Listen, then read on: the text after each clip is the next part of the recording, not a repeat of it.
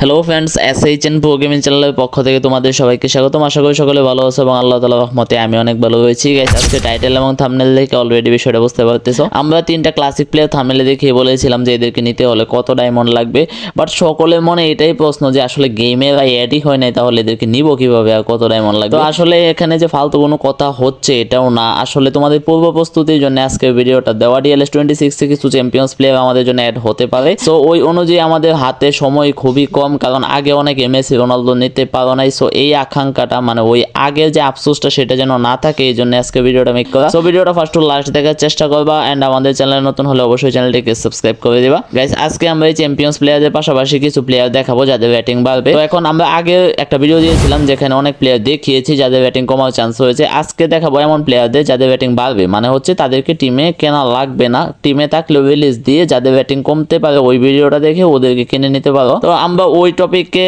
পরে যাই। আপাতত দেখাই যে চ্যাম্পিয়ন্স প্লেয়ার হিসেবে কারা আসার চান্স রয়েছে। প্রথমে দেখাচ্ছি 2016 ভালো প্রাইমিয়ার, মানে ওই সময় ভালো একটা সার্ভিস করা কাভানিকে, যে 83 রেটিং এ আসতে পারে চ্যাম্পিয়ন্স প্লেয়ার হিসেবে।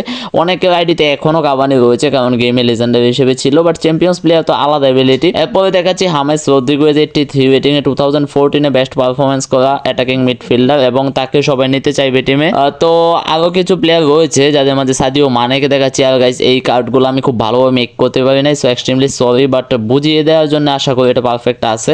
2018 বা 2018-19 এই সিজনগুলোতে ভালো পারফরমেন্স করা সাদিও মানে লেফট মিডফিল্ডার হিসেবে একটা সময় গেমে ছিল, যদিও অনেকের আইডিতে বর্তমানে লেফট উইঙ্গার হিসেবে শো করে, বাট সাদিও মানে যদি চ্যাম্পিয়ন্স প্লেয়ার হিসেবে আসে তাহলে কিন্তু ভালো একটা অ্যাবিলিটি দিবে।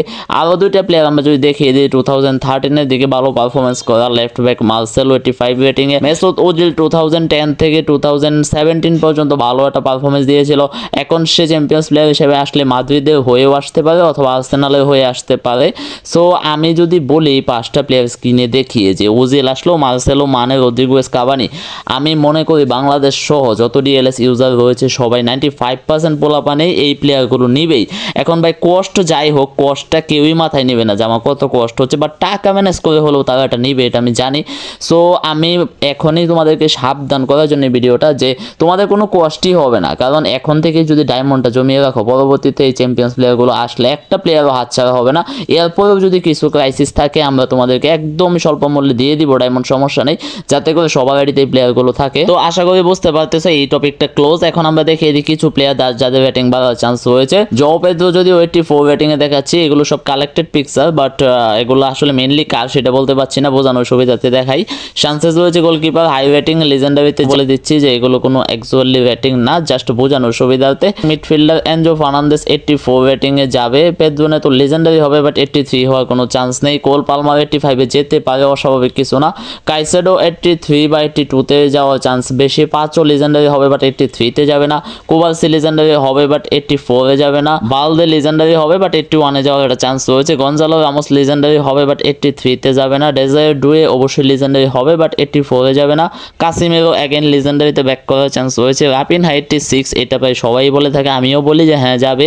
ব্রুনো গুইমারেস অ্যাটাকিং মিডফিল্ডার, সে 84 ডিজার্ভ করে, মেবি গেমে কত আছে খেয়াল নাই, বাট 84 এ যাওয়ার চান্স রয়েছে। এই ছিল আমাদের আজকের ভিডিওটা। সো ভিডিওটা যদি ভালো লাগে অবশ্যই অনেকের কাছে শেয়ার করতে পারো এবং নতুন হলে অবশ্যই চ্যানেলটিকে সাবস্ক্রাইব করে দিবা। ধন্যবাদ সবাইকে।